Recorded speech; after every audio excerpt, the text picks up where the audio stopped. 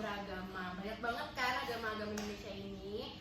Nah, kami di sini bakal mendiskusikan 3 hal utama, yaitu yang pertama manusia sebagai citra Allah, yang kedua ajaran sosial gereja, dan yang ketiga keteladanan sebagai peserta didik. Benar Windy. Jadi kita semua kan hidup dalam masyarakat yang majemuk ya. Jadi di setiap sudut kehidupan kita, baik di sekolah, di tempat kerja maupun di lingkungan perumahan, itu keberagaman selalu ada, selalu kita temukan. Jadi pada podcast kali ini kita mau gali bagaimana nilai-nilai tersebut itu dapat diaplikasikan di kehidupan kita sehari-hari. Tapi sebelum itu kita kenalan dulu nggak sih guys? Dari Boleh. Halo, nama aku Mauri. Absen ini. Absen 21 kelas 12-3. Yeay. Halo, nama aku Windy, absen 33 kelas 12-3.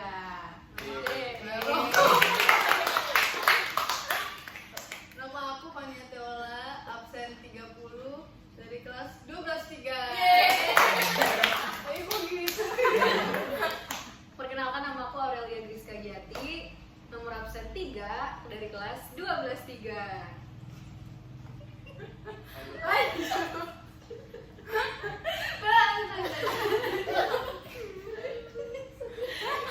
Ya, halo semua, perkenalkan aku Samantha, absen 27 dari 12-3.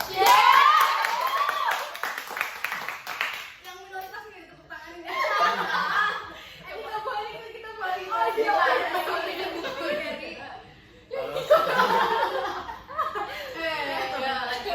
Halo semuanya, nama aku Revan Atas Payong, absen 26 dari kelas 12-3.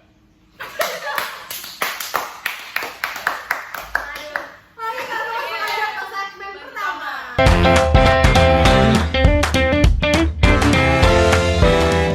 Untuk segmen pertama ini kita bakal mulai dari konsep manusia sebagai citra Allah. Nah, dari yang tercantum di kitab Kejadian 1 ayat 26 sampai 27, kita itu diajarkan bahwa manusia diciptakan menurut gambar dan rupa Allah. Artinya setiap manusia memiliki nilai yang sama.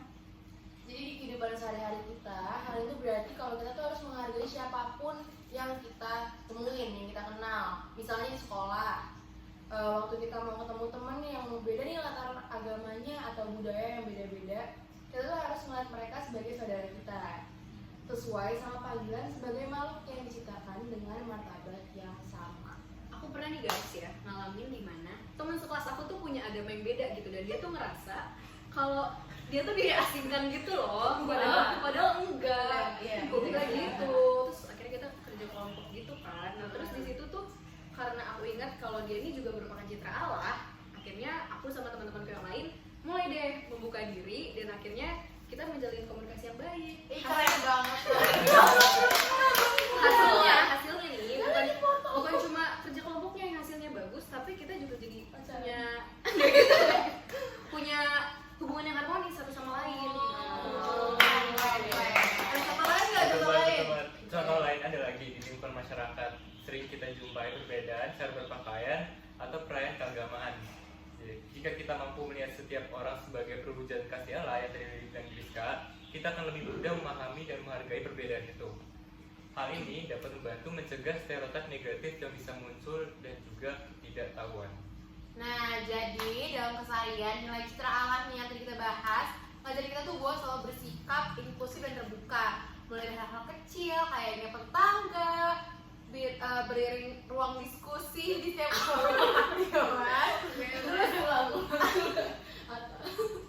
terus semua itu bisa terwujud. Nanti aku pakai sign language. Takutnya nggak ngerti. Jadi dalam keseharian yang tadi kita udah bahas, citra Allah itu ngajarin kita untuk selalu bersikap inklusif dan juga terbuka.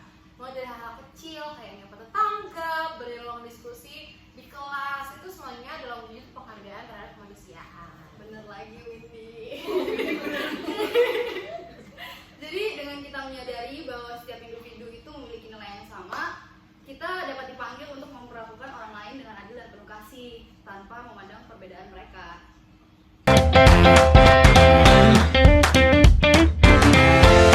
Oke, selanjutnya kita masuk ke segmen yang kedua, yaitu mengenai ajaran sosial gereja.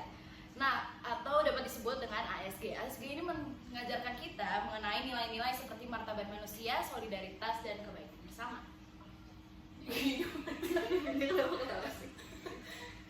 Karena membahas kehidupan sehari-hari terus, jadi kehidupan sehari-hari nilai solidaritas tuh sangat relevan. Misalnya kalau lagi ada bencana alam atau situasi yang darurat, kayak bencana kemarin ya. Iya. Bencana kemarin kita tuh harus solid. Kita tuh sering lihat kan banyak komunitas lintas agama yang saling membantu. Nah itu tuh bukti kalau perbedaan agama tuh nggak menghalangi kita untuk baik sama orang, sama siapa kita harus baik itu. Kayak Rizka ya. Betul, jahat sih. Di mana lagi sih kadang kan Bisa juga di sekolah nggak sih? Begitu juga di lingkungan kehidupan kita gitu. Misalnya dalam kegiatan bakti sosial atau penggalangan dana, kita kan juga pernah tuh kan disuruh misahin baju terus dikasih ke sekolah kan? Sekolah yang Ngumpulin nggak? ngumpulin kayaknya. Nggak tahu sih. aku dalam bentuk uang. Emang sultan beda ya. Bukan dong. Jadi kegiatan kayak gitu tuh nunjukin bahwa solidaritas antar umat beragama tuh bisa terwujud secara nyata gitu. Ketika kita bersama-sama mengutamakan kepedulian terhadap sesama. Betul. Nah, selain yang dibilang Mangga tadi, ASG ini juga mengerjakan tentang keadilan.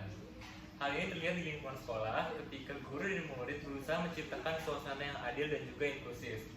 Misalnya, dengan memberi kesempatan yang sama kepada setiap siswa untuk berpendapat dalam diskusi kelas, tanpa membedakan latar belakang atau keyakinan.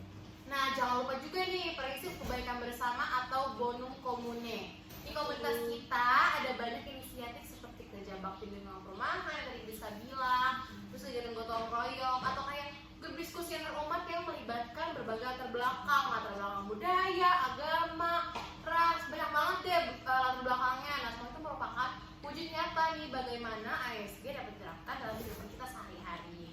Nah, jadi pesan utamanya itu ketika kita memperhatikan nilai-nilai ASG yang udah disebutin tadi, kita turut menciptakan lingkungan yang lebih damai, adil, dan harmonis.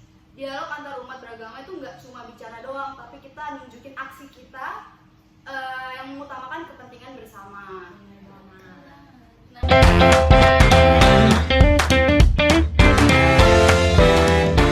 Oke.